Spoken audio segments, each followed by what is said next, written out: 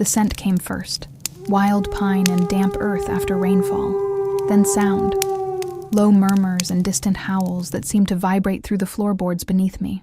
I opened my eyes to unfamiliar wooden beams crossing a high ceiling, my fingers clutching sheets that weren't mine, in a room I'd never seen before. My heart hammered against my ribs as I tried to piece together where I was and how I'd gotten here. The last thing I remembered was driving along the mountain pass, the storm lashing my windshield. And then, nothing. Just darkness until now. I sat up slowly, wincing at the dull ache in my temples. Sunlight streamed through tall windows, illuminating dust motes dancing in the air. The room was spacious yet sparse, wooden furniture, neutral colors, and a large painting of a forest hanging on the far wall. A glass of water sat on the nightstand beside a small silver pendant shaped like a crescent moon. The pendant seemed to call to me. I reached for it, my fingers trembling as they closed around the cool metal. Something about it felt familiar, though I couldn't place why. My mother had owned something similar, hadn't she? Before she disappeared into these very mountains 3 years ago, leaving behind nothing but unanswered questions, and this heirloom I'd somehow lost track of. Voices approached from beyond the heavy oak door. I quickly slipped the pendant into the pocket of the oversized flannel shirt I was wearing, clothes that weren't mine either, and swung my legs over the edge of the bed. "She's awake," a female voice said from the hallway. Not a question, but a statement. How could they possibly know? The door swung open, and a woman with copper skin and sharp eyes entered, followed by 2 others. Their movements were fluid, almost predatory, as they assessed me. Though they wore ordinary clothes, jeans and sweaters against the mountain chill, something about them seemed distinctly untamed.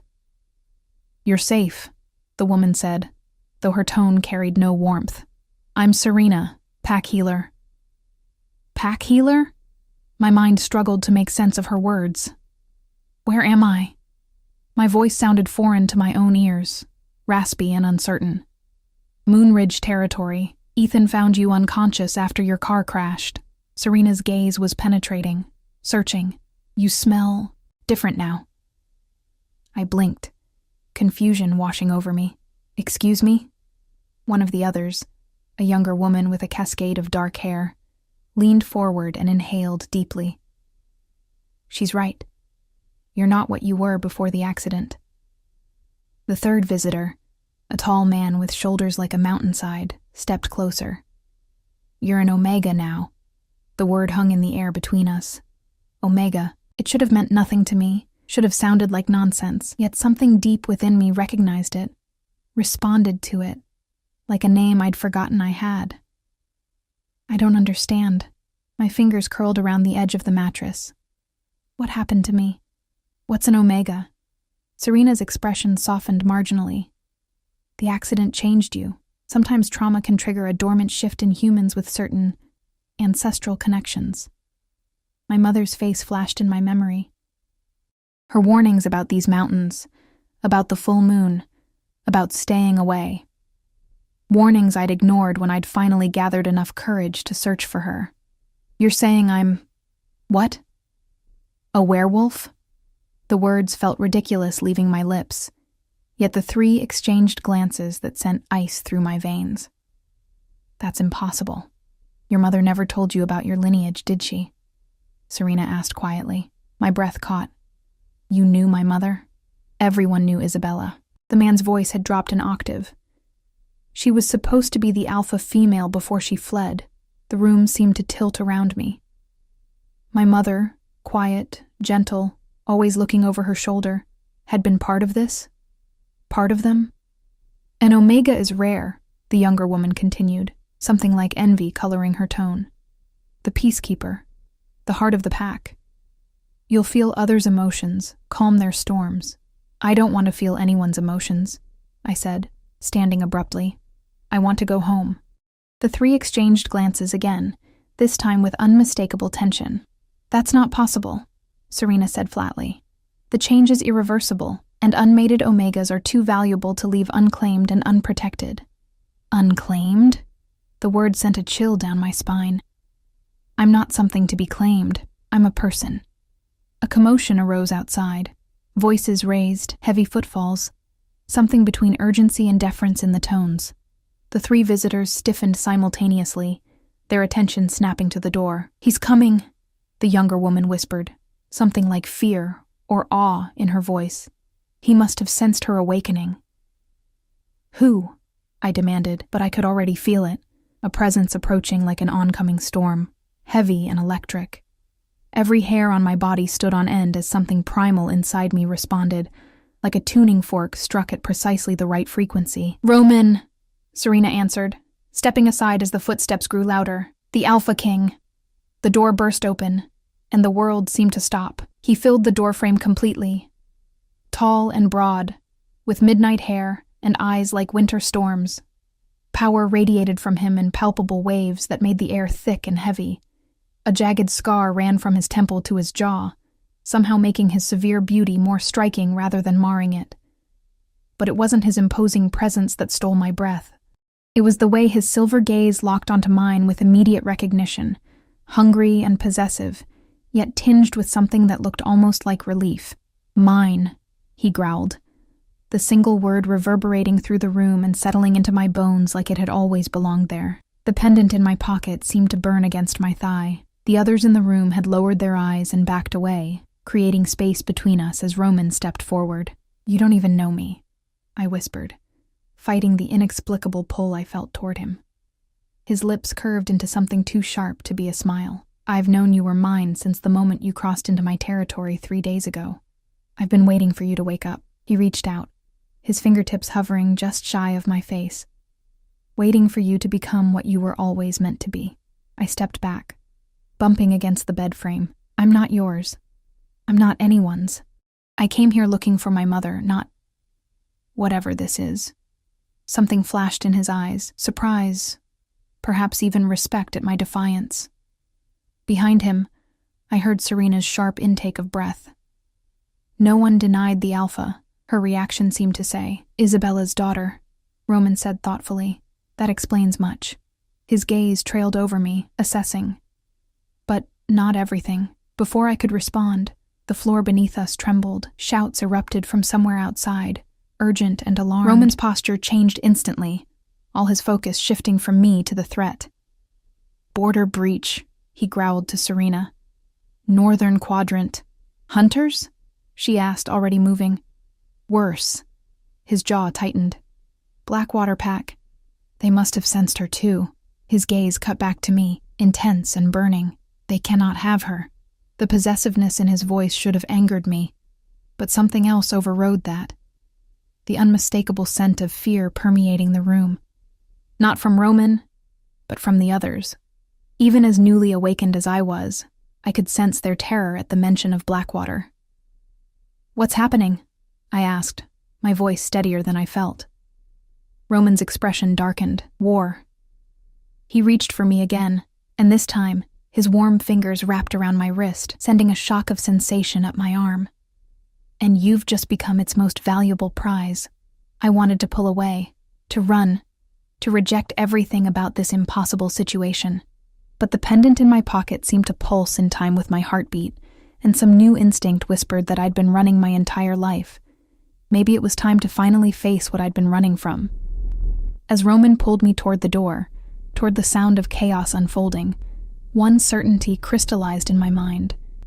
Nothing would ever be the same again. I'd awoken as an Omega, in a world of wolves and predators, and somehow, the most dangerous of them all had already decided I belonged to him. What he didn't know was that I had spent a lifetime being underestimated. If I was truly my mother's daughter, this stranger who had apparently been powerful enough to walk away from an alpha, then perhaps I had more strength than any of them realized. I felt Roman's gaze on me as we moved through the doorway, his grip firm, but not painful.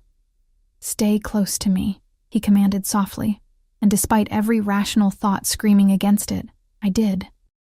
The corridor outside my room bustled with activity, people rushing past with purpose, some carrying weapons, others shifting before my eyes into forms that made my breath catch. Halfway human, halfway wolf, their bodies contorted in a transformation that should have been impossible, yet somehow seemed fluid and natural. Roman's hand remained firmly around my wrist as he guided me through the chaos, his body a shield between me and everyone else. The contact sent waves of warmth up my arm, strange and intimate. I could feel his pulse through his fingertips, steady and strong, betraying none of the urgency around us. "The safe room," he commanded to a burly man who appeared at his side. "Prepare it." "Already done, Alpha," the man responded, his gaze flickering curiously to me before dropping respectfully. We descended a grand staircase into what appeared to be the main hall of an enormous lodge. Exposed beams crossed the high ceiling, and a massive stone fireplace dominated one wall. Through tall windows, I caught glimpses of forest and mountains beyond, and figures racing between the trees, some on 2 legs, others on 4. "What exactly is happening?" I asked, struggling to keep pace with Roman's long strides. "The Blackwater Pack has been our enemy for generations," he replied without slowing. "They want what isn't theirs. They always have. And that includes me now." The reality of my situation was still settling in, surreal and dreamlike. Roman stopped abruptly, turning to face me. People continued to move around us, but they gave us a wide berth, as if an invisible force field surrounded the Alpha. "An Omega hasn't been born into any pack for over 50 years, he said, his voice low. "You're not just rare, you're nearly mythical. Your presence strengthens the pack bonds, brings stability, peace." His eyes darkened. "For a pack like Blackwater, ruled by cruelty and fear, an Omega would be a weapon." "I'm not a weapon," I said firmly. "I'm not a prize. I'm lost," he finished for me, something gentler crossing his severe features.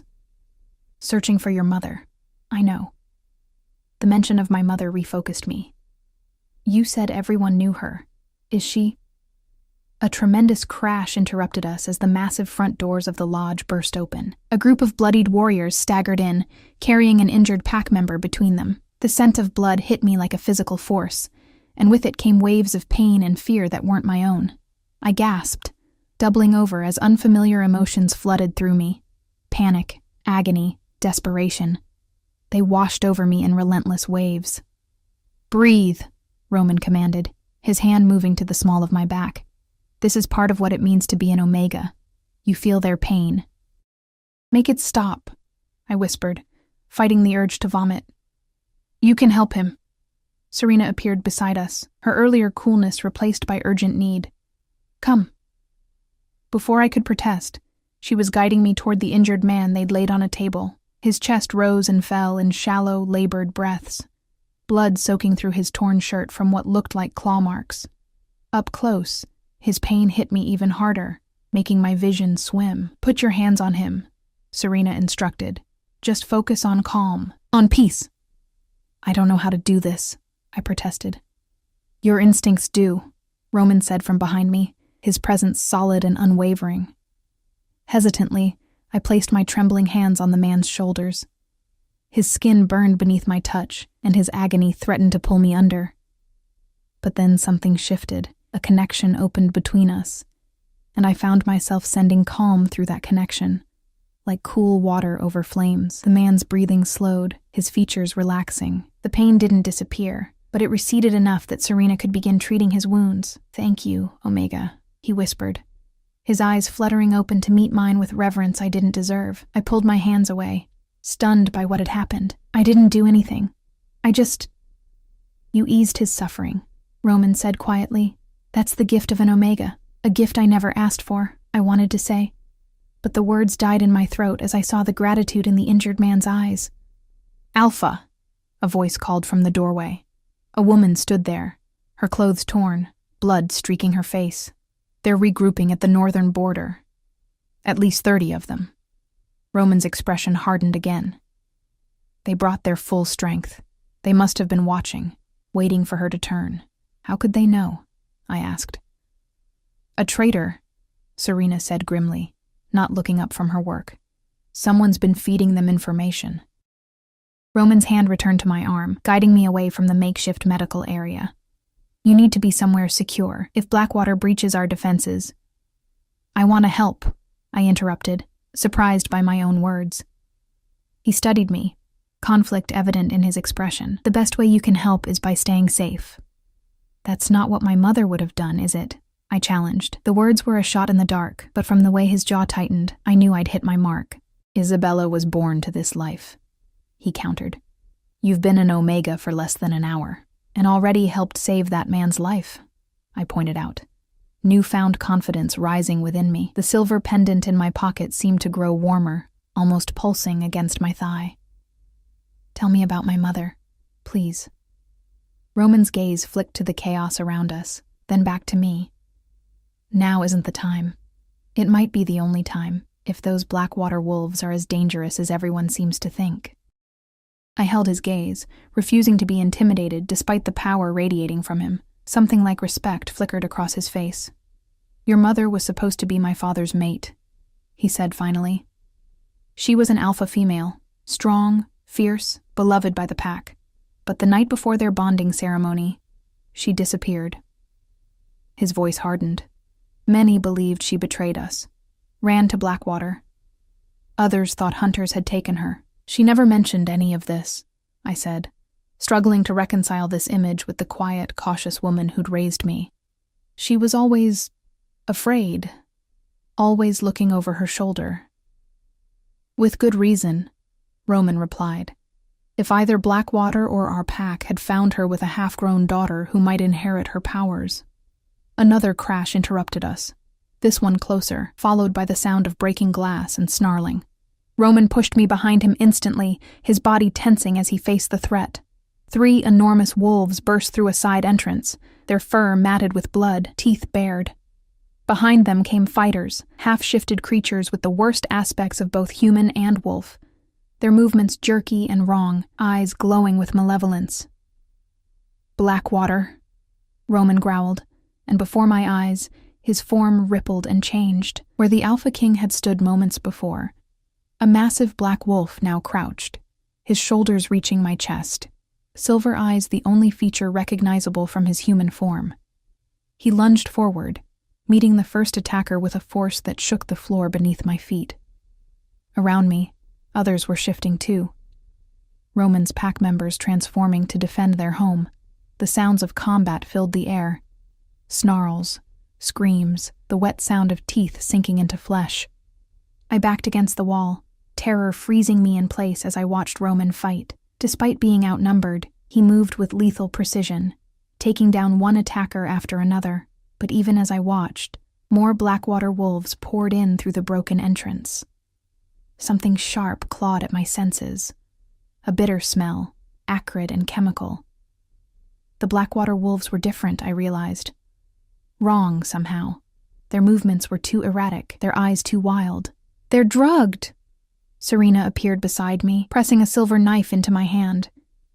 Some concoction their alpha forces on them to make them stronger, more aggressive, but it burns them out eventually. Kills them. That's horrible, I whispered, clutching the knife awkwardly. That's Blackwater. Her expression was grim. If they take you, that's what they'll use your gifts for. To keep the drugged ones functional longer. To extend their suffering.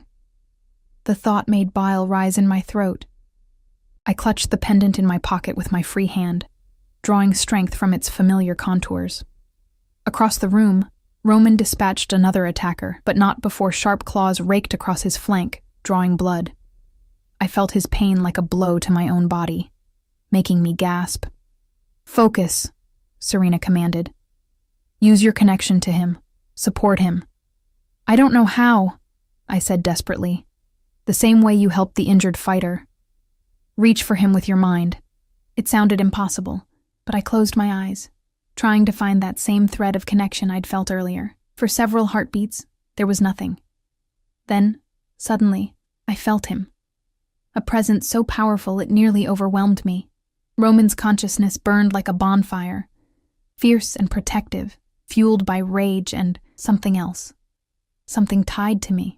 I sensed strength through that connection, trying to soothe his pain without dampening his fighting spirit. His silver eyes found mine across the chaotic room, widening slightly in surprise. I felt his acknowledgement, his gratitude, and beneath it, a possessiveness that should have frightened me but somehow didn't. A snarl from my right broke my concentration. A Blackwater wolf had spotted me. his muzzle curling back to reveal blood-stained fangs as he charged. I raised the silver knife, knowing it would do little against such a creature. But before he reached me, another form intercepted him, a sleek gray wolf that moved like quicksilver, taking the attacker down with precise ferocity. When the gray wolf turned, her eyes met mine with familiar intensity. Serena, I realized, recognizing something in her gaze that transcended her wolf form. She positioned herself protectively before me as two more attackers approached. I raised the knife again, determined not to be helpless, even as fear threatened to paralyze me. Then the pendant in my pocket grew searingly hot. I pulled it out reflexively, gasping as it glowed silver blue in my palm. The approaching wolves faltered, backing away from the light with whimpers of fear. "The moonstone," I heard someone whisper. "She bears the moonstone." The fighting around us slowed, attention turning to the glowing pendant in my hand. Roman broke away from his opponent, returning to my side in a few powerful bounds. Even in wolf form, his presence next to me felt right somehow, aligned. A massive gray wolf with a scarred face pushed to the front of the remaining Blackwater attackers, his eyes fixed on the pendant, then on me, hatred and covetousness mingling in his gaze. "Vain," Serena hissed, having shifted back to human form, unmindful of her nakedness. "Blackwater's alpha." The scarred wolf snarled, then, in a fluid motion, shifted to his human form, a man with the same scarred face, his body corded with lean muscle, eyes cold and calculating. "The prodigal daughter returns," he said, his voice surprisingly soft for such a dangerous predator. "With Isabella's moonstone, no less." "How convenient." Roman growled beside me, his massive body tense to attack. "Easy, Roman."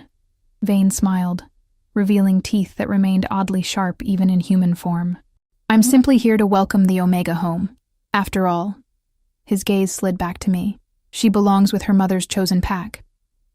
The pendant pulsed in my hand as a terrible suspicion dawned. "Where is my mother?" I demanded, stepping forward despite Roman's warning growl. Vane's smile widened. "Come to Blackwater territory, and I'll reunite you." He gestured to his remaining fighters, who began backing toward the exit. 3 days, little Omega, then I'll come for you again, unless you come to me first." With that, he shifted back to wolf form and retreated with his pack, leaving destruction and wounded fighters in their wake. Roman shifted back to human form beside me, unmindful of his nakedness as he turned to face me, his expression thunderous. "You will not go to him. If he has my mother, he's lying." Roman cut me off. "Isabella would never join Blackwater. Never." But I could see the doubt in his eyes. The old wound. He couldn't be certain, and neither could I. The pendant continued to glow in my palm, casting eerie blue light across Roman's features. He reached out slowly, his fingers hovering above it without touching. "The moonstone was lost when she left," he said quietly. "It's been missing for 20 years. How did you get it?" I closed my fingers around the pendant, feeling its warmth. "It's been in my jewelry box for as long as I can remember. I never knew what it was." I met his gaze steadily. "What exactly is it?" Roman's expression was unreadable as he studied me. "The Alpha's mate's symbol of authority. The heart of the pack." His eyes darkened. "And further proof that you were always meant to be mine."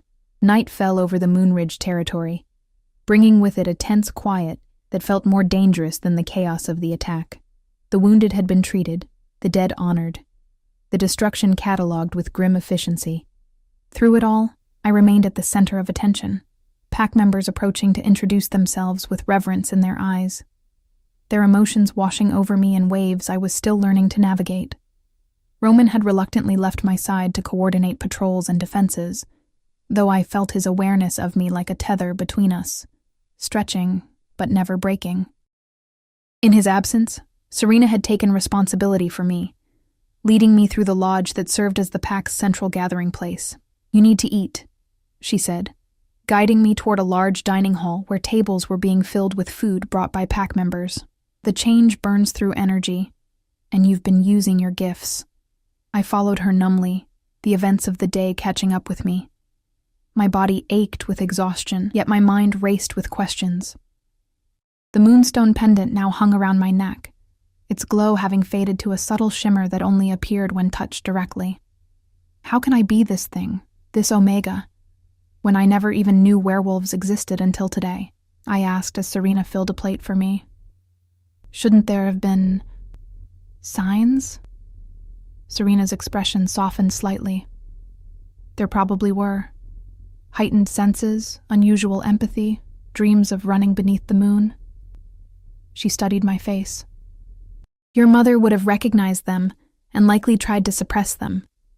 There are herbs, rituals, ways to delay the change. I thought back to the bitter tea my mother had insisted I drink each month during the full moon, claiming it helped with women's troubles. The protective charms she'd hung in our windows. The boundaries she'd set about where I could and couldn't go.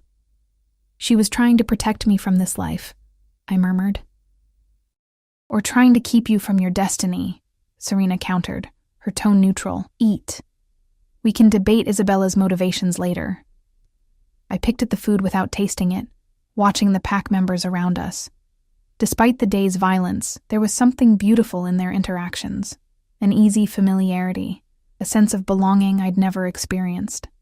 Children ran between tables. Elders were treated with deference. Couples touched each other with casual intimacy. The moonstone, I said, touching the pendant through my borrowed shirt. Roman said it's the alpha mate symbol. But if my mother had it? Isabella was to be alpha female, the king's mate, Serena confirmed. When she fled, she took the moonstone with her. Some believed it was why she left, to steal its power. And what do you believe? I asked, watching her carefully. Serena's eyes met mine, measuring. I believe there are always more sides to a story than the ones we're told. I believe Isabella made her choices for reasons that made sense to her. She paused. And I believe the moonstone returning with her daughter is no coincidence. Before I could press further, a hush fell over the dining hall. I felt his presence before I saw him. Roman entering the space with that same commanding aura that seemed to alter the very air around him. He'd cleaned up since the battle, his dark hair still damp, dressed now in a simple black Henley jeans that did nothing to diminish his imposing presence. His eyes found me immediately, relief flashing briefly across his features, before his expression resumed its usual guarded intensity. He made his way directly to our table, pack members nodding respectfully as he passed. The borders are secured, he said without preamble, taking the seat beside me. Blackwater has withdrawn to their territory for now. For now, I echoed. But Vane said 3 days. Vane says many things, Roman replied, his jaw tightening. Few of them true. And my mother? Was that a lie too? Roman's silver eyes studied me intently. I've sent scouts to gather intelligence. If Isabella is with Blackwater, willingly or otherwise, we'll find out. It wasn't the reassurance I wanted, but it was honest. I appreciated that he hadn't offered empty promises. You should rest, he continued, reaching for a piece of bread from my plate with casual intimacy that sent a strange flutter through my stomach. Tomorrow I'll show you our territory. Explain more about what it means to be part of this pack. I haven't agreed to be part of anything, I reminded him, his lips curved slightly. Yet you wear the moonstone. I touched the pendant defensively. It was my mother's. And now it's yours, he countered. By blood and by right. Before I could argue further, a commotion arose near the hall's entrance. A young wolf burst in, his expression urgent as he sought Roman. Alpha, we found something, someone, at the eastern border. Roman was on his feet instantly. Who? The messenger's eyes darted to me, then back to Roman. A woman. Human, we thought at first, but she bears your father's mark. The room went deadly silent. I felt the shock ripple through the gathered pack members, their emotions hitting me in a dizzying wave. Hope, disbelief, suspicion, fear, all focused on the messenger's words. Where? Roman's voice was dangerously soft. The healing quarters. Serena's apprentices are with her now. Roman turned to me, conflict evident in his expression.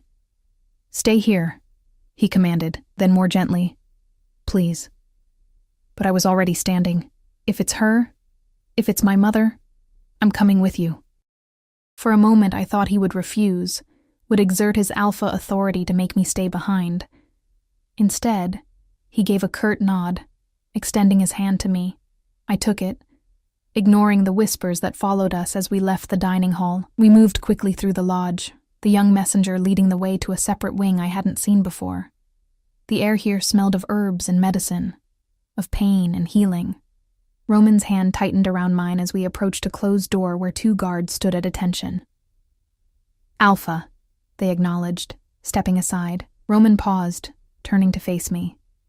His expression had lost some of its hardness, revealing something almost vulnerable beneath. "Whatever we find in there, whoever she is, remember that you aren't alone anymore." His thumb brushed across my knuckles in a surprisingly tender gesture. "You have me now. You have the pack." Mao. The intensity in his eyes made it difficult to breathe. I nodded, unable to form words around the lump in my throat. This man who had claimed me so possessively, who had fought like a demon to protect his territory, was looking at me now with something that seemed dangerously close to tenderness. He pushed the door open, and we stepped inside. The room was warm and dimly lit, smelling strongly of medicinal herbs and blood. In the center, on a narrow bed, lay a woman, thin to the point of gauntness. Her once blonde hair now streaked with gray, her face lined with years of hardship. But even after 2 decades, even with the changes time and suffering had wrought, I would have known her anywhere. "Mom," I whispered, my voice breaking. Her eyes fluttered open at the sound. The same eyes I saw in the mirror each morning, though now dulled with pain and exhaustion. Recognition dawned slowly, followed by horror. "No," she rasped, trying to push herself up. "No, you can't be here. You have to run." I rushed to her side, taking her frail hand in mine. "Mom, it's okay. You're safe now. We're both safe." But she was shaking her head frantically, her gaze moving past me to Roman. "You don't understand. They let me go. They let me escape." "Who did, Isabella?" Roman asked, moving to stand beside me. "Blackwater?" My mother's laugh was a broken sound. "Blackwater was just a puppet, just like your father was, just like all of us." Her eyes returned to me, desperate. "I tried so hard to keep you from this place, from this life. I did everything to suppress your nature, to hide you from them." "From who, Mom?" I asked, squeezing her hand. "The council." She spat the word like poison. "The ones who rule from shadows, who use us like game pieces." Her gaze traveled to the moonstone hanging from my neck, and fresh terror filled her eyes. "You're wearing it. Oh God, you're wearing it." "It's just a pendant," I said, confused by her reaction. "It's always been in my jewelry box." "Because I hid it there," she whispered. "To keep it close but dormant. As long as you never wore it, never activated it, they couldn't track you." Roman's expression had darkened. "The council is a myth, Isabella. A story to frighten pups." "Is it?" My mother's gaze was challenging despite her weakness. "Then why did your father die exactly as the prophecy foretold? Why did the 3 blood moons come? Why did the firstborn sons of 7 pack lines perish in a single night?" She clutched my hand desperately. "And why did they torture me for 20 years, demanding to know where I'd hidden the moonstone?" I felt sick, the food I'd eaten earlier threatening to come back up. "Someone tortured you? For 20 years? Until I escaped 3 days ago." Her eyes filled with tears, but they let me go. "To draw you out, to find the stone." She tried to pull the pendant from my neck. "Take it off. Destroy it before they—" The window exploded inward in a shower of glass. Roman moved with supernatural speed, shielding both my mother and me with his body as 3 black-clad figures entered through the shattered opening. They moved with inhuman grace, their faces obscured by strange masks that covered everything but their eyes that glowed an unnatural violet. "The council sends its regards," one of them said, voice distorted to an inhuman pitch. "And thanks you for activating the stone, little Omega. You've made you and your mother so much easier to find." Roman growled, his body beginning to shift. "You are not welcome in my territory." "Your territory?" The figure laughed, the sound like grinding metal. "Your kind has never owned anything. You merely borrow it until we have need of it." They moved in perfect synchronization, withdrawing weapons that gleamed silver in the dim light. Not ordinary silver, I realized with a jolt of fear, wolfsbane-infused silver that could kill a werewolf with even a small cut.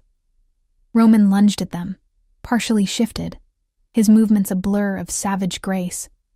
But the masked figures were inhumanly fast, ducking and weaving around his attacks with practiced ease.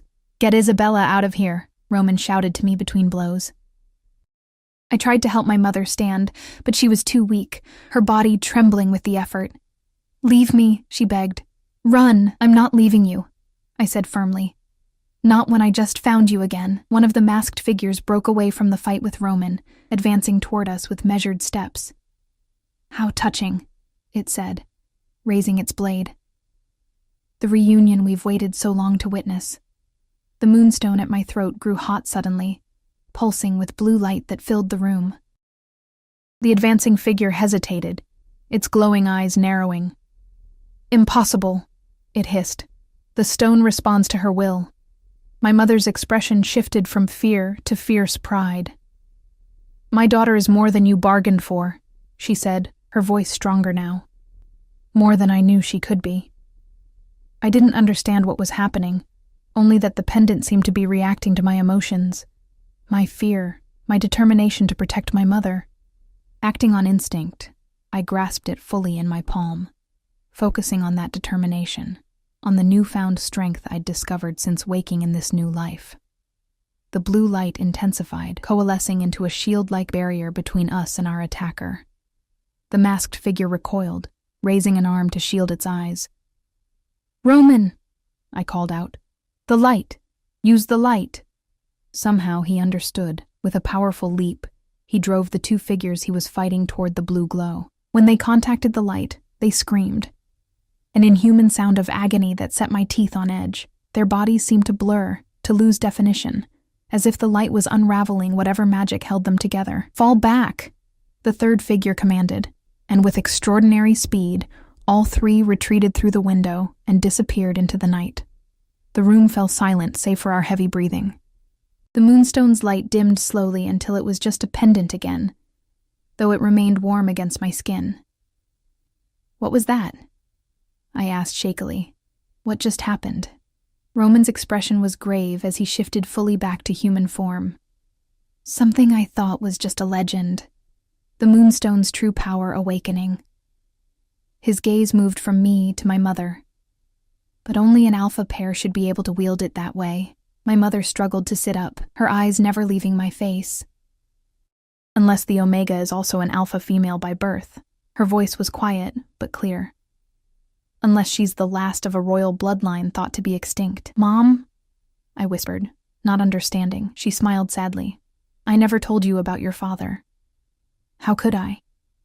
"He was the last alpha of the Silvercrest pack, wiped out by the council for defying them." She reached for my face, her fingers trembling as they traced my cheek. "You're not just an Omega, my darling.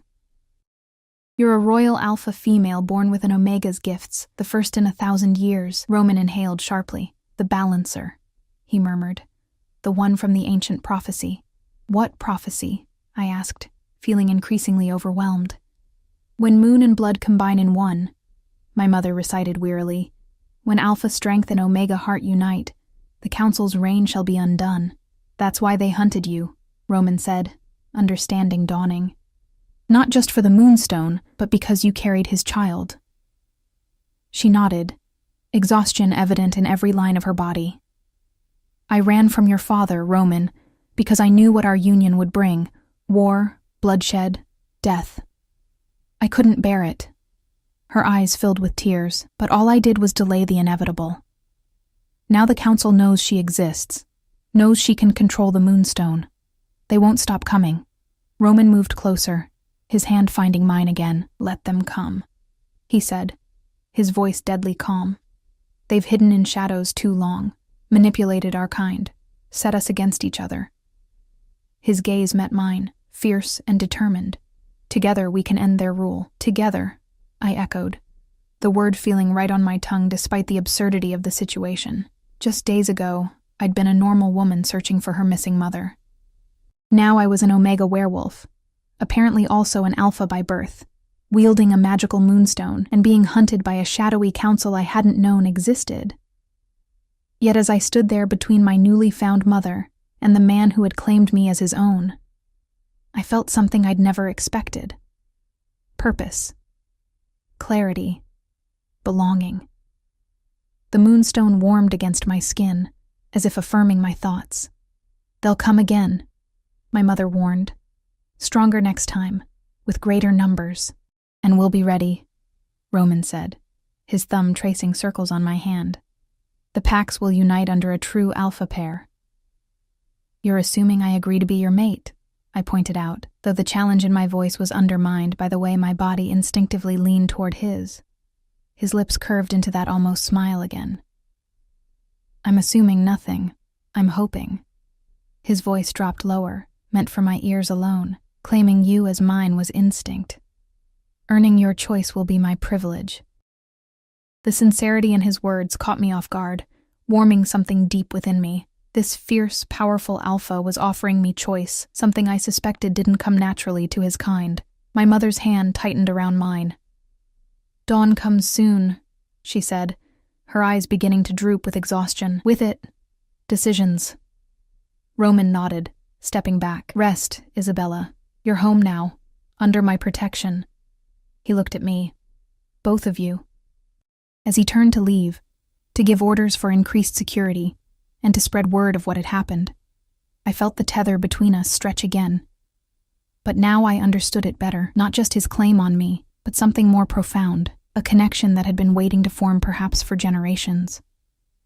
I settled beside my mother's bed, holding her hand as she drifted into an uneasy sleep.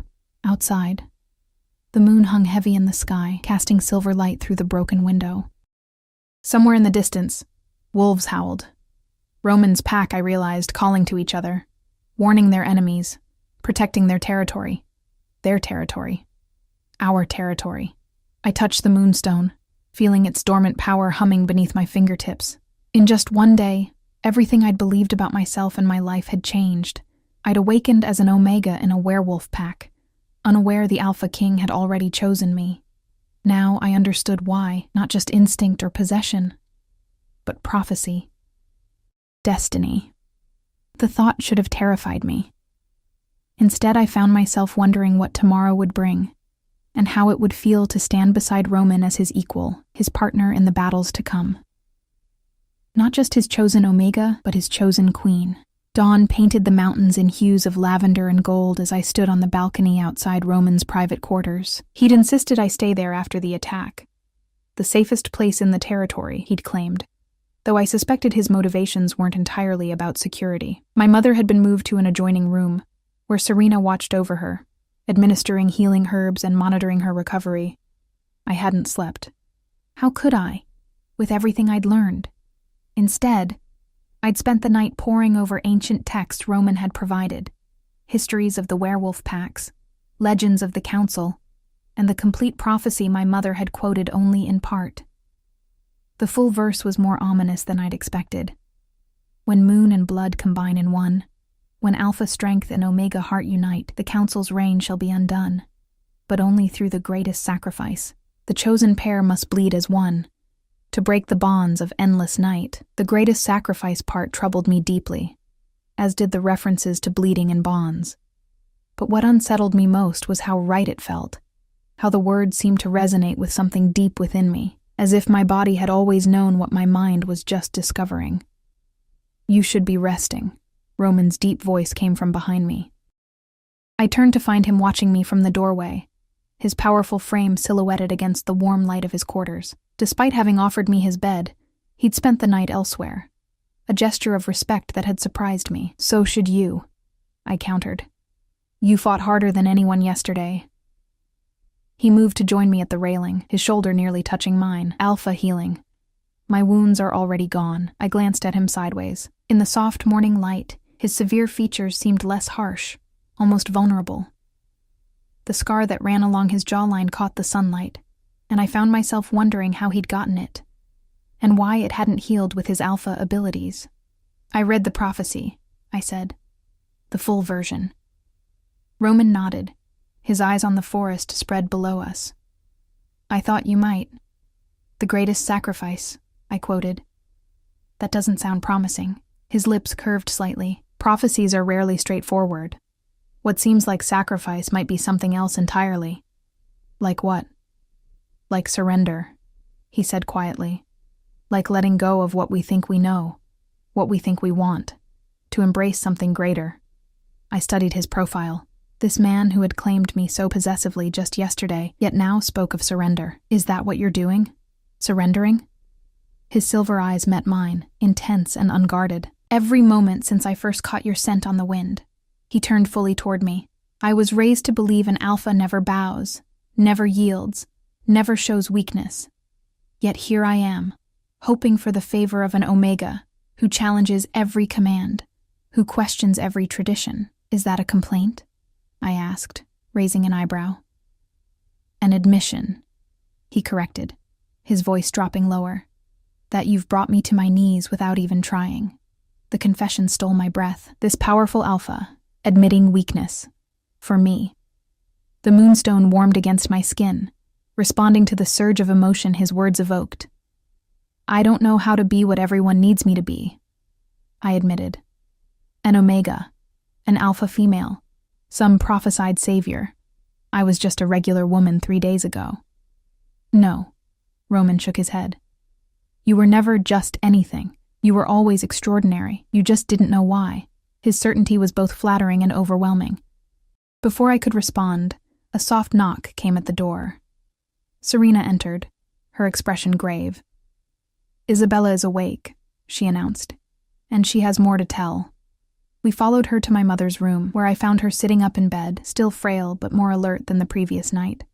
Her eyes brightened when she saw me, then turned wary as Roman entered behind me. You look so much like him, she said softly, studying my face. Your father. The same determined chin, the same way of tilting your head when you're thinking. I sat beside her, taking her hand. Tell me about him. Please. She smiled sadly. Adrian was magnificent. The alpha of Silvercrest, the most ancient of all werewolf bloodlines. They were smaller than Moonridge or Blackwater, but respected by all for their wisdom, their connection to the old ways. Her eyes grew distant with memory. I was sent to form an alliance with them through mating with their alpha. Your grandfather, Roman's father, arranged it all. But you fell in love, I guessed. Deeply, she confirmed, and when I discovered I was pregnant, Adrian was overjoyed. Her expression darkened. That's when the council struck. They'd been watching, waiting. The Silvercrest pack had long opposed the council's manipulation of werewolf bloodlines. A child of Silvercrest and Moonridge royal blood, one that might inherit both alpha strength and omega gifts, was their greatest fear. Why? Roman asked, his brow furrowed. Why fear such a union? Because the council aren't werewolves, my mother replied. They're something older, something that feeds on our magic, our vitality. They've been manipulating the packs for centuries, keeping us divided, weakened, fighting amongst ourselves while they harvest our energy through artifacts like the Moonstone. I touched the pendant reflexively. This thing drains power from the pack? When controlled by the council, yes. But in the hands of its rightful owner, an alpha pair of pure royal lineage, it amplifies power instead. Creates bonds that even the council cannot break. Roman moved closer, his presence warm beside me. That's why they orchestrated the feud between Moonridge and Blackwater, why they eliminated the Silvercrest pack. My mother nodded. They couldn't risk a union that might produce a child capable of wielding the Moonstone against them. Her eyes filled with tears as she looked at me. I fled when they attacked. Adrian sacrificed himself so we could escape. I took the Moonstone, knowing they would track me through it, so I kept it dormant, hidden. She squeezed my hand. I did everything to suppress your werewolf nature, hoping you might live a normal human life, safe from their notice. But I found my way back anyway, I said softly. Blood calls to blood, Roman murmured. The territory knows its rightful queen. The weight of his words settled over me. Not just rhetoric, but truth. Something in the land itself had called me here, had awakened what my mother had tried to keep dormant. The council will come again, my mother warned. In force this time. Now that they know you can control the moonstone, they'll stop at nothing to either possess you or destroy you. Let them try, Roman growled, his hand finding the small of my back in a protective gesture that sent warmth cascading through me. My mother's gaze moved between us, assessing. You haven't completed the mating bond, she observed. The moonstone responds to her, but its full power won't awaken until you're truly paired. Heat rushed to my cheeks. We've only just met, I protested. A hint of amusement touched my mother's worn features. Werewolf matings rarely follow human courtship timelines, especially between true pairs. True pairs? I echoed. Souls matched by fate, Roman explained, his voice low. Rare even among werewolves. When a true pair bonds, their strength is magnified tenfold. His eyes met mine, silver and intense. I knew you were mine the moment you crossed into our territory. Even unconscious, your scent called to me like nothing I've ever known. The naked longing in his voice made something inside me clench with answering desire. I looked away, flustered by the intensity of his gaze and my own unexpected response to it. The council will expect us to complete the bond, my mother continued pragmatically. They'll attack before you can, while you're still vulnerable. Then we prepare. Roman straightened, alpha authority radiating from him. I'll call the allied packs, those still free of council influence. My mother shook her head.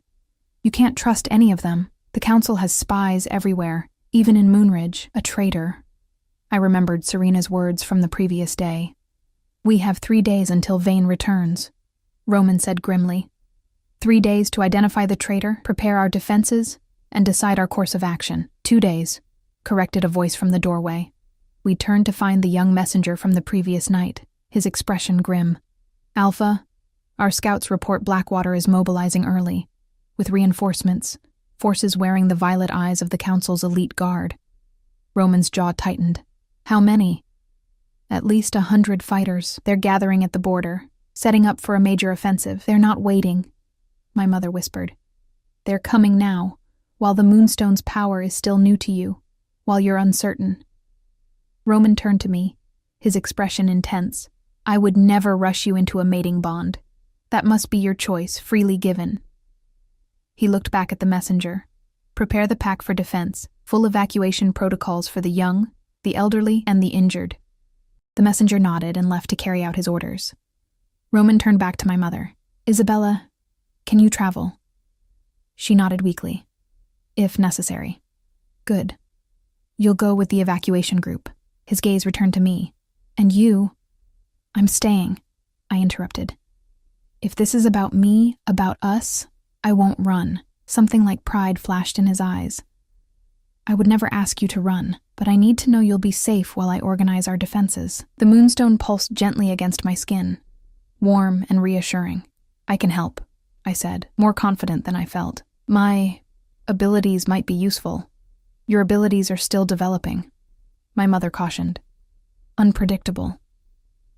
I thought of how I'd eased the injured fighter's pain, how I'd connected with Roman during battle, how the moonstone had responded to my will against the council's agents. Maybe unpredictable is exactly what we need right now. Roman studied me, conflict evident in his expression.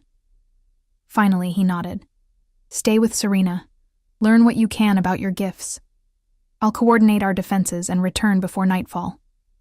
He moved to leave, but I caught his arm, surprising both of us with the gesture. Be careful, I said softly.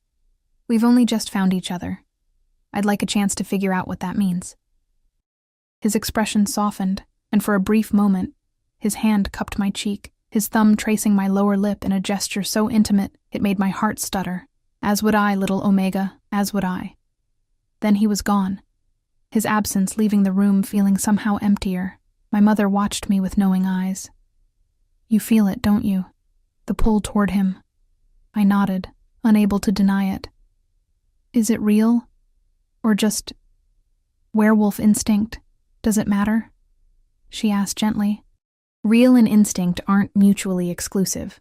What you feel is both, the recognition of a soul that complements yours, and the primal knowledge that together you are stronger than apart. Her words resonated with something deep inside me. I hardly know him, I protested weakly. You know the essential parts, she countered. his courage, his honor, his willingness to protect what's his. She smiled slightly. The rest comes with time. Serena cleared her throat from the doorway. If you're to help us, we should begin your training immediately. I squeezed my mother's hand. Rest. We'll talk more later. She nodded, her eyes already drooping with exhaustion. Be careful who you trust, she murmured as I stood to leave. The traitor will be someone close to Roman, someone with access to pack information. With that troubling warning echoing in my mind, I followed Serena through the lodge. Pack members rushed about in organized chaos, preparing for the coming battle. Some nodded respectfully as we passed. Others watched with curious eyes, but all moved with purpose and determination. Serena led me to a small circular room deep within the lodge, its walls lined with herbs and crystals, a skylight in the domed ceiling allowing sunlight to pool on the wooden floor. This is the heart room, she explained, where Omegas traditionally trained and worked. I stepped into the center of the sunlight, feeling its warmth seep into my skin. What exactly am I supposed to do? First, understand the extent of your gifts. Serena moved around me, adjusting the curtains to let in more light. An Omega's primary ability is emotional influence, soothing pain, calming rage, strengthening courage.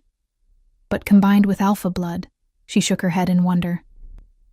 The possibilities are untested. The moonstone responded to me, I said, touching the pendant, created some kind of shield, protection magic. Serena nodded.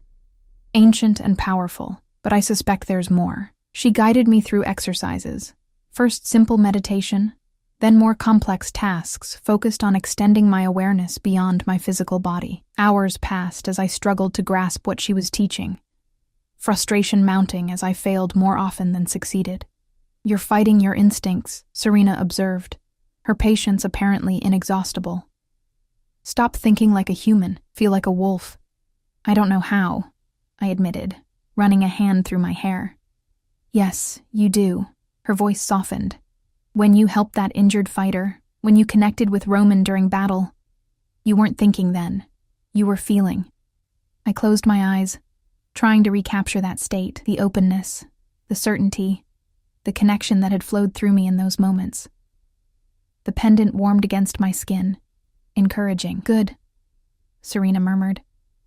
Now, reach outward, find the pack bonds. They're like threads connecting every member to the alpha, and through him, to each other. I focused, extending my awareness beyond the room.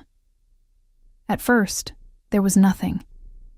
Then, slowly, I began to sense them, filaments of emotion and connection radiating outward like a vast, complex web. At the center was Roman, his presence a burning star of power and purpose. I can feel them, I whispered, amazed. All of them. Now follow one thread, Serena instructed. Anyone in particular? Without hesitation, my awareness followed the strongest connection. The tether binding me to Roman. I found him immediately, felt his determination, his focus, his underlying concern for the pack, for me. He was in the forest, organizing defenses, issuing commands. Then I sensed something else, someone watching him from the shadows, their presence clouded with deception and malice. Someone's there, I gasped, my eyes flying open. Someone's watching Roman, someone who means him harm. Serena's expression sharpened. The traitor? I think so. I couldn't see who it was, just feel their intent.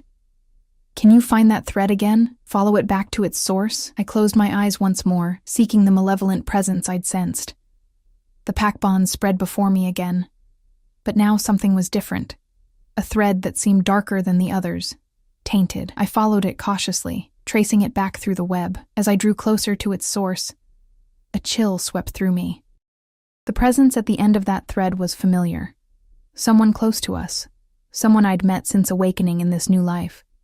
My eyes snapped open as realization hit. It's... The door burst open, cutting off my words. A young pack member stood there, breathless and wide-eyed. They're coming! Blackwater has crossed the border! Serena cursed, moving swiftly to the window. They're early. Roman expected another day at least to prepare. They must have sensed what we were doing, I said, the moonstone growing hot against my skin. Felt me learning to use my abilities. Serena turned to me, decision in her eyes. We need to get you to Roman, now. We hurried from the heart room, following the sounds of commotion through the lodge. Pack members rushed about, some shifting to wolf form as they headed for the exits, others gathering weapons or ushering the vulnerable toward the evacuation routes. This way, Serena urged, leading me toward a side entrance. We'll circle through the eastern woods. It's longer but safer than the direct route. As we stepped outside, the scents and sounds of the forest hit me with new intensity. My enhanced senses picked up far more than I was accustomed to. The musty odor of deer that had passed through hours ago, the distant rushing of a stream, the subtle shift in the wind carrying the acrid smell of approaching enemies. They're close, I whispered. Serena nodded grimly. Stay near me. If we encounter hostiles, I'll hold them off while you run. Find Roman at all costs. We moved swiftly through the trees, Serena setting a punishing pace. I followed as best I could, surprised by how my body seemed to know what to do, moving with a grace and surety I'd never possessed before. The forest thickened around us, ancient trees looming overhead, their canopy blocking much of the afternoon sun. The shadows deepened, bringing with them a sense of unease that prickled along my spine. Serena stopped suddenly, her posture alert, head tilted as she scented the air. Something's wrong, she murmured. The trail is too quiet, I focused, extending my awareness as she'd taught me. She was right. The normal sounds of the forest had fallen silent. No birds sang. No small creatures rustled in the underbrush. Even the insects had stilled. We're being watched, I whispered, the moonstone growing warm against my skin. Clever Omega, came a voice from the shadows. A figure stepped out from behind a massive oak, the young messenger who had brought news of my mother, of Blackwater's advance. Serena shifted immediately, her body flowing into wolf form with fluid grace, positioning herself between me and the threat. The messenger smiled, and in that smile I saw the truth. This was the traitor, the dark thread I'd sensed in the pack bonds. The council sends its regards, he said, his eyes glowing that unnatural violet. And thanks you for leading the Omega right to me. You're working for the council, I breathed, pieces falling into place. You've been feeding them information all along. The young messenger's smile widened, something inhuman in its curve. For generations, my bloodline has served the true masters of our kind. His form rippled slightly, like a mirage in desert heat. We who understand the natural order, Serena growled, her wolf form tense and ready to attack. The messenger, or whatever he truly was, seemed unconcerned by her threat. The natural order, I echoed, keeping my voice steady despite the fear coursing through me. Manipulating packs against each other? Torturing my mother? Murdering entire bloodlines? Necessary pruning, he said dismissively. Werewolves are tools, vessels of power to be harvested. Nothing more. He stepped closer, eyes fixed on the pendant at my throat. That stone has fueled the council for centuries.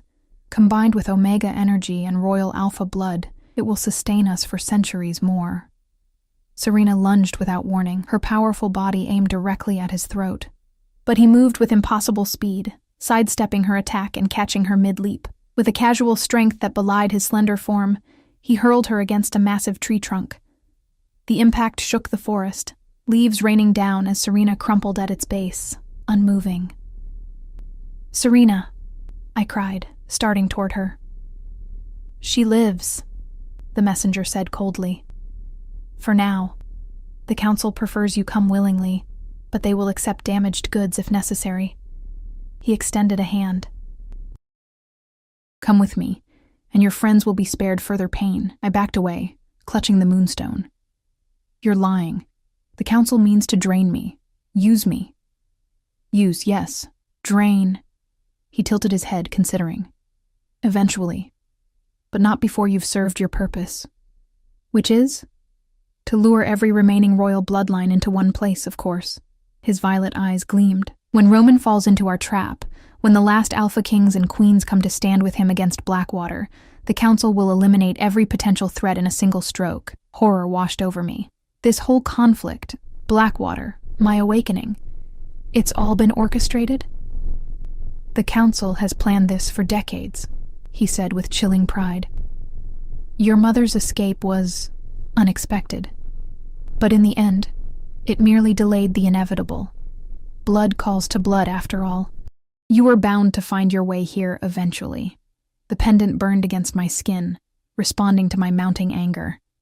This creature and his masters had manipulated my entire life, had tortured my mother, had destroyed my father's pack, and now they planned to eliminate Roman and anyone else who might stand against them. I thought of Roman, his fierce protectiveness, his unexpected gentleness, the way he'd looked at me like I was something precious, rather than something to be used. Something deep within me hardened with resolve. I would not let them take this from me. Not my newfound family, not my heritage, and certainly not my choice. You're right about one thing, I said, straightening my spine. Blood does call to blood, and with that, I wrapped my hand around the moonstone and called for Roman with every fiber of my being, sending my fear, my determination, and my location, surging along the tether that connected us. The pendant flared with brilliant blue light, momentarily blinding my captor. His cry of surprise was cut short as a massive black shape crashed through the underbrush, slamming into him with devastating force. Roman in wolf form was more terrifying than I'd imagined, larger than any natural wolf. His midnight fur bristling with power, silver eyes blazing with rage. The messenger recovered quickly, his form shifting in ways that defied natural law, not to wolf, but to something else. Something with too many joints and violet eyes that multiplied across a face that stretched and contorted. The council's disguise fell away, revealing the creature beneath, ancient, powerful, and utterly inhuman. Roman attacked again, his massive jaws seeking vulnerable points, but the creature's flesh seemed to flow and reform, wounds closing almost as quickly as they were inflicted. It laughed, the sound grating against my senses. "Foolish alpha," it taunted. "We've consumed thousands of your kind. What makes you think you're different?" It struck with blinding speed, catching Roman mid-lunge and slamming him to the ground. Claws that hadn't been visible moments before raked across his flank, drawing blood that steamed in the cool forest air. I felt his pain as if it were my own, the connection between us vibrating with it. But beneath the pain was something else: determination, protective fury, and a desperate need to keep me safe even at the cost of his own life. In that moment, I understood what my mother had meant. True pairs. Souls matched by fate. This fierce, powerful alpha was fighting to his last breath for me. Not because I was Omega, not because of prophecy or power, but because something in him recognized something in me. As it always had, always would.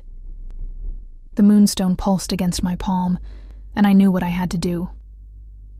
"Roman," I called, my voice steadier than I'd expected. "Trust me." His silver eyes found mine even as he struggled beneath the council creature's grip. In that gaze I saw complete trust, absolute faith. I closed my eyes, focusing on the tether between us, on the pendant's warmth, on the ancient power that had been dormant in my blood until 3 days ago. Following instinct older than conscious thought, I opened myself fully to that power, embracing both my Omega nature and the alpha heritage that was my birthright. The moonstone's blue light engulfed me, spreading outward in pulsing waves. I felt Roman's presence intensify, his energy merging with mine across the bond that had been forming since the moment we'd met. Not complete. We hadn't performed the mating ritual, but strong enough. Strong enough for this. "Blood calls to blood," I whispered, and let the power flow through me, through the stone, through our connection. The light solidified around Roman, lifting him from beneath the creature's grasp. His wounds closed before my eyes, his strength visibly returning. The creature shrieked, recoiling from the blue radiance. "Impossible," it hissed. "The stone cannot be controlled without a completed bond." "You understand so little," I said, the words coming from somewhere beyond conscious thought. "True power comes not from control, but from choice." From surrender. I met Roman's gaze across the clearing. From trust, freely given. Roman's wolf form seemed to absorb the light, his silver eyes glowing with the same blue luminescence as the moonstone. When he moved again, it was with impossible speed and power, his jaws closing around the creature's throat before it could react. This time, when his teeth tore through its flesh, the wounds didn't close. The creature thrashed and screamed, its form destabilizing as Roman's moonstone-enhanced strength overcame whatever dark magic sustained it. With a final, terrible shriek, it collapsed into itself, its body dissolving into a viscous fluid that seeped into the forest floor, leaving only a violet residue that steamed and then evaporated in the dappled sunlight. Silence fell over the clearing. Roman shifted back to human form, his naked body streaked with blood, both his and the creature's. He crossed to me in 3 long strides, his hands cupping my face with such tenderness it made my heart ache. "You called to me," he said, wonder in his voice. "I heard you, felt you. The moonstone. Not just the stone." His thumb traced my cheekbone. "You. I felt you." The intensity in his gaze made it difficult to breathe. Before I could respond, a soft whine reminded us we weren't alone. Serena was stirring, her wolf form struggling to stand. Roman moved to her side, helping her rise. "Easy," he murmured. "You took a hard hit." She shifted back to human form, wincing as she touched her ribs. "The messenger was a council agent," I finished. "He's gone now. But there will be others. Many others," came a new voice. We turned to find my mother at the edge of the clearing, leaning heavily on a staff but standing under her own power. The council never sends just one. "Mom," I moved to her side, supporting her. "You should be resting, preparing to evacuate." "I felt the moonstone activate," she said, her gaze moving between Roman and me. "Felt what you did." "The evacuation can wait," she looked at Roman. "Blackwater has breached the southern perimeter, with council forces backing them." Roman's expression hardened. "How many?" "Too many for a direct confrontation," she said grimly. "But I know another way." She drew herself up straighter, some of her old strength returning to her bearing. "There are tunnels beneath the old Silvercrest territory that connect to Moonridge. Ancient pathways only the royal bloodline knows about. Tunnels that would allow us to outflank them," Roman said, understanding immediately. My mother nodded. "If we can get the pack there in time." Roman turned to me, decision in his eyes. "We need to complete the bond," he said directly. "Now. With the full power of a true alpha pair and the moonstone, we might have a chance." My heart stuttered. "The mating bond? Here? Now?" "Not the physical mating," he clarified, though heat flared in his gaze at the thought. "The ritual bond, the sharing of blood and intent." His hand found mine, warm and strong. "If you're willing." I looked at my mother, at Serena, both watching with solemn eyes. This was my choice, perhaps the first real choice I'd had since waking in this new life. Not fate or prophecy or manipulation, but a decision only I could make. I thought of the prophecy's warning about the greatest sacrifice, about bleeding as one. Was this what it meant? Not death, but the willing surrender of my old life, my old identity, to embrace something larger. The moonstone warmed against my skin, neither urging nor discouraging, waiting. Just as Roman was waiting, his eyes intent on mine but making no move to pressure me. "Yes," I said finally, certainty flowing through me. "I'm willing." Relief and joy flashed across his face, quickly replaced by solemn purpose. He turned to my mother. "Isabella, as the elder of both bloodlines, will you witness and bless?" She straightened, years seeming to fall away as she stepped forward. "I will witness and bless the union of royal blood, the joining of true pairs, the fulfillment of ancient prophecy." Roman took my hands in his, the simple touch sending electricity through me.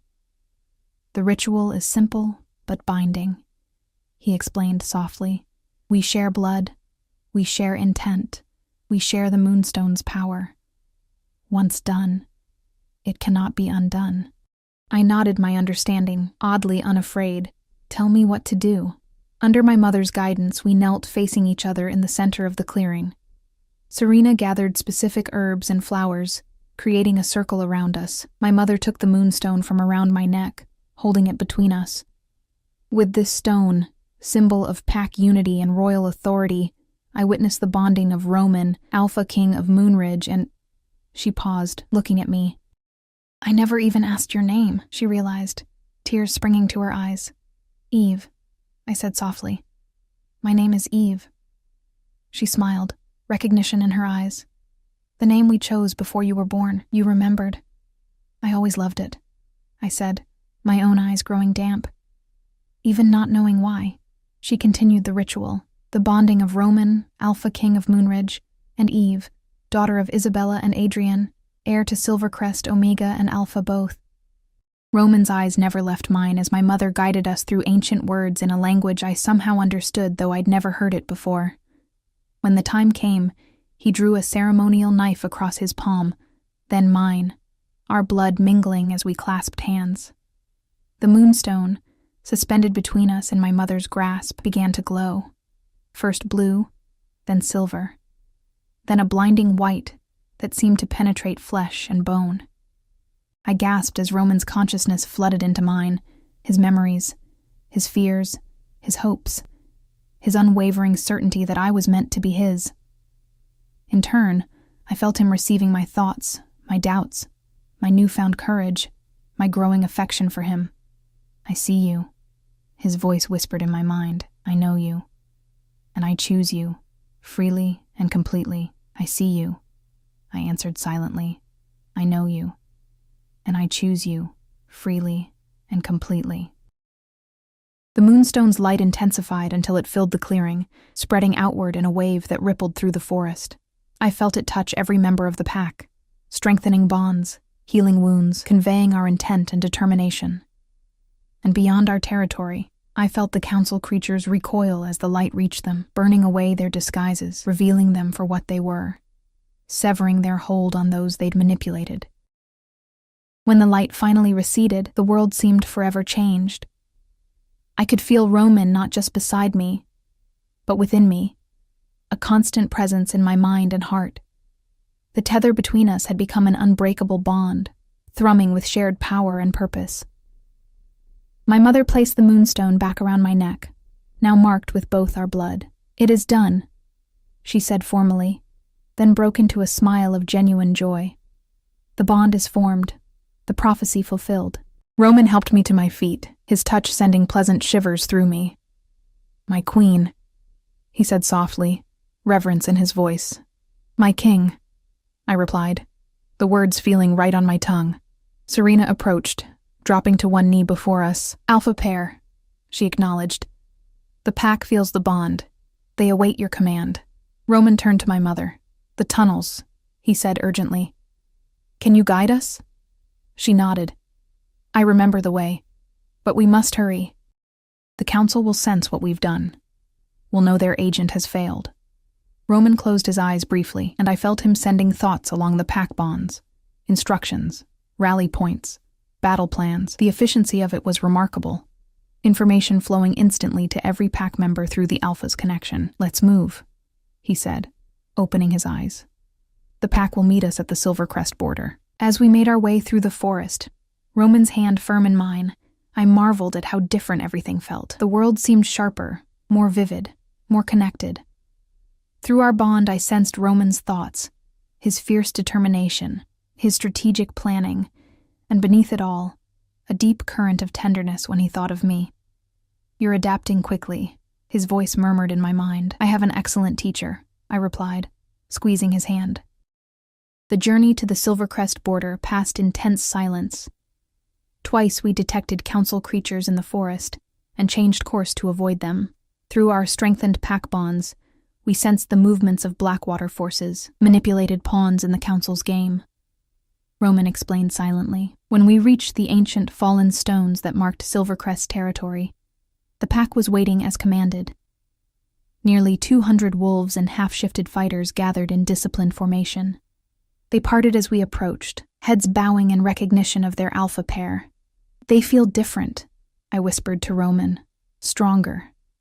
The completed bond and the awakened moonstone amplify pack connections, he explained. They're drawing strength from us, as we draw from them. My mother led us to what appeared to be an unremarkable outcropping of rock.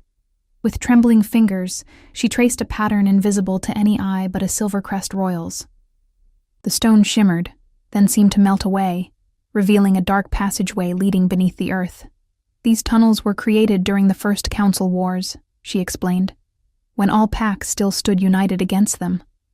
Only royal blood can open the passages. Roman turned to the assembled fighters. We'll emerge behind the council and Blackwater forces. When you feel my command through the bond, attack without mercy.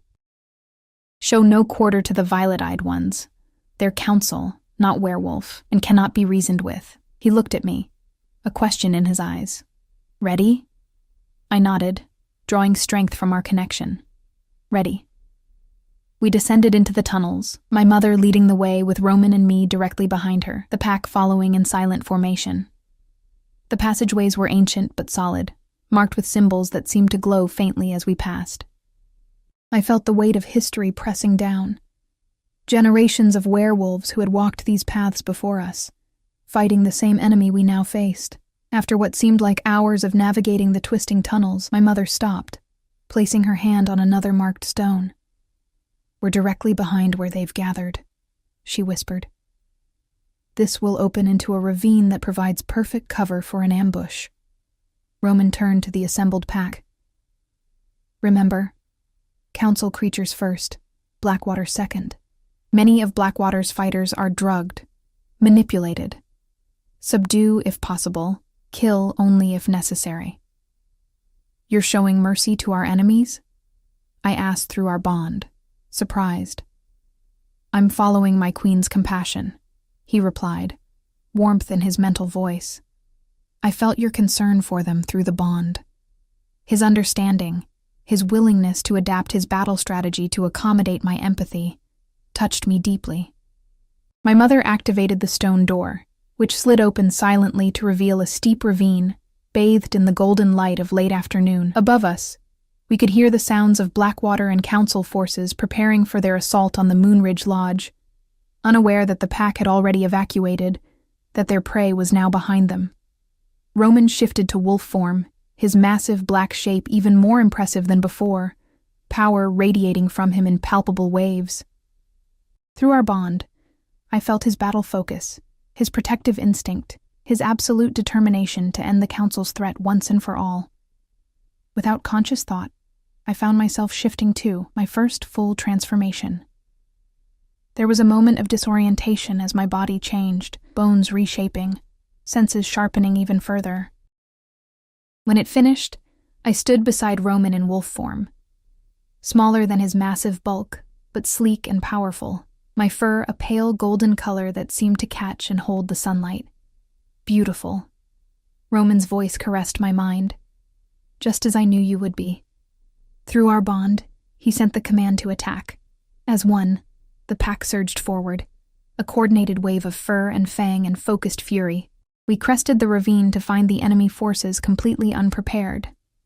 Council creatures disguised as werewolves commanding a mixed force of Blackwater wolves and violet-eyed guards. In the center stood Vane, Blackwater's alpha, his expression shifting from confidence to shock as he beheld our emergence from what should have been an impossible direction.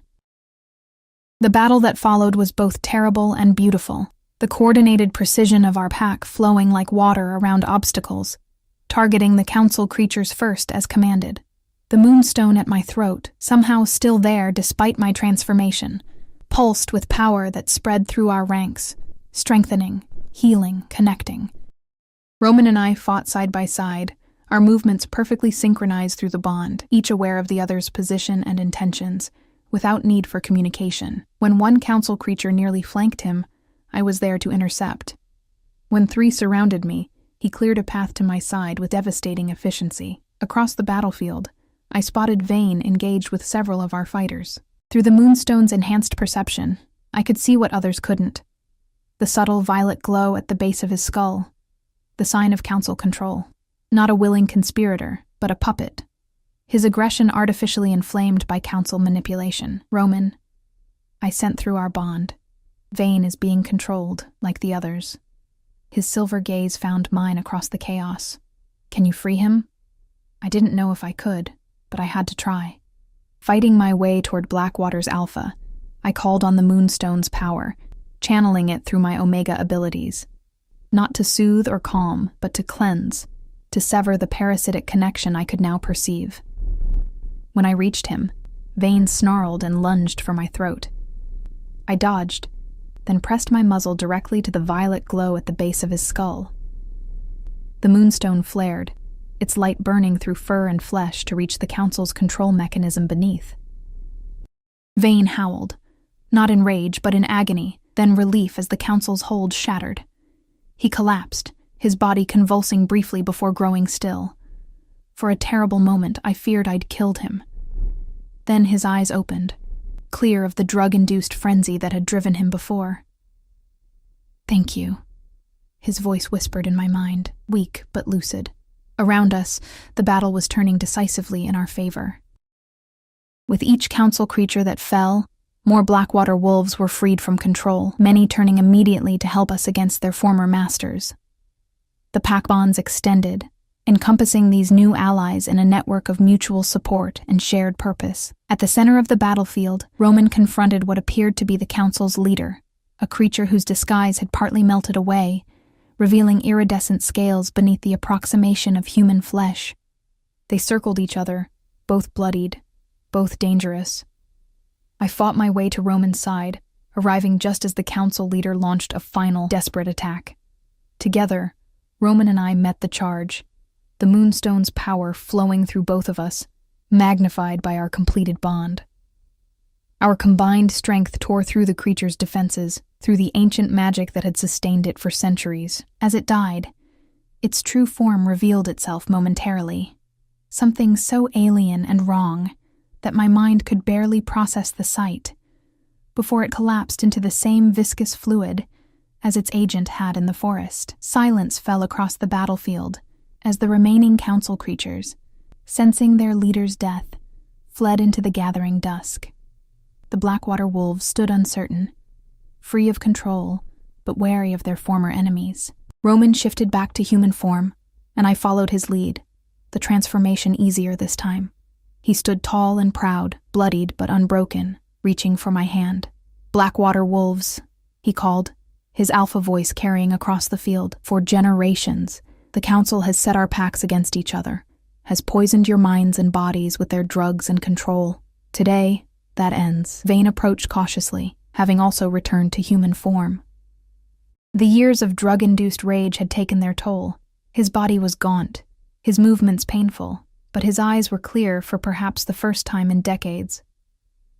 "Moonridge has been my enemy since before I was born," he said, his voice rough. "Or so I was taught." "You were taught lies," my mother said, stepping forward from where she'd watched the battle. "As were we all." Recognition dawned in Vane's eyes. "Isabella," he breathed. "You live." She inclined her head. "No thanks to the Council who tortured me for 20 years, who turned your pack into their personal army." Vane turned back to Roman and me, studying us with new understanding. "The prophecy," he said softly. "The alpha pair who would break the Council's bonds. The beginning of their end," Roman confirmed. "But much remains to be done. Other packs to free, other Council strongholds to destroy." "Blackwater stands with you," Vane declared, dropping to one knee before us. "If you will have us." Roman looked at me, deferring to my judgment in a way that made my heart swell. Through our bond, I felt his willingness to accept this peace, tempered with caution born of generations of enmity. "Rise," I said to Vane, my voice steady with newfound authority. "There has been enough kneeling, enough submission. From this day forward, all packs stand as equals against our true enemy." A cheer rose from the assembled wolves, Moonridge and Blackwater together, their voices unified in a howl that echoed through the mountains. As night fell fully, we made our way back to the Moonridge Lodge, a procession of former enemies now united in common purpose. The injured were tended, the dead honored, the future discussed in councils that lasted until dawn. Through it all, Roman remained by my side, our bond a constant comfort and source of strength. When we finally found a moment alone, standing on the same balcony where we had spoken that morning, though it felt like a lifetime had passed, he pulled me into his arms. "My queen," he murmured, his lips brushing my temple. "My mate." I leaned into his embrace, feeling the rightness of it down to my bones. 3 days ago, I was just a woman searching for her missing mother, I mused. Now I'm an Omega werewolf, alpha queen, and bondmate to the most powerful alpha in the region. His chuckle rumbled pleasantly against my body. "Disappointed?" "Overwhelmed," I admitted. "But not disappointed." I tilted my face up to his. "I woke up as an Omega in your pack, unaware you'd already chosen me. But in the end, I chose you too." "You did," he agreed, his eyes darkening with emotion. "The most precious gift I've ever received." As his lips found mine in our first true kiss, the moonstone pulsed gently between us. No longer a symbol of control and manipulation, but of unity and shared strength. The prophecy had been fulfilled, the sacrifice made, not of life, but of my former self, surrendered willingly to become something more. Through our bond, I felt Roman's love washing over me. Patient and fierce, protective and freeing, everything I hadn't known I needed until I found it. And beneath the tumult of new emotions and responsibilities, I felt something I'd searched for my entire life. Home. Not a place, but a connection. Not fate, but choice. Roman's arms tightened around me as he deepened the kiss, and through our bond, I sent him my answering certainty.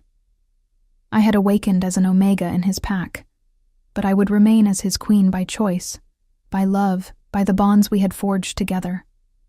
And no council, no enemy, no force on earth would ever tear us apart.